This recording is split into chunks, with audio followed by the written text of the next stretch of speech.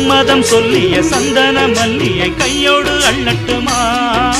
மங்கையின் காதில் மன்மதராக மந்திரம் சொல்லட்டுமா? என் தேவி